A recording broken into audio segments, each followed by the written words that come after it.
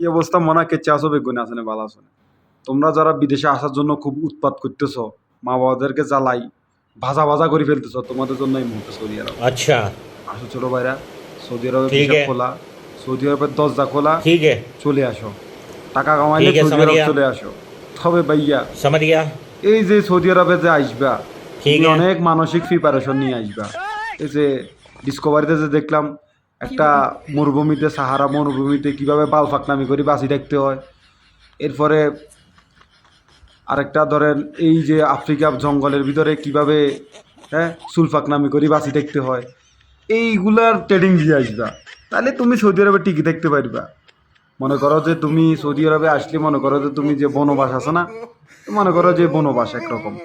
এখানে আসার পরে তুমি ইন্দুরের গর্ত চিনবা, শিয়ালের গর্ত চিনবা, এরপরে তোমার বাঘের গর্ত চিনবা। আস্তে আস্তে তুমি শিখতে থাকবা।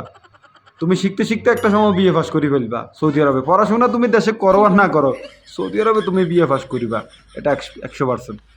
আর এই বিয়ে পাসের জন্য তোমাকে সহযোগিতা করবো দালাল, বাংলাদেশের দালাল ভাই। আসো, তোমাদের জন্য শুভকামনা রইল। যে যেখান থেকে পারো দ্রুত সৌদি আরব চলে আসো।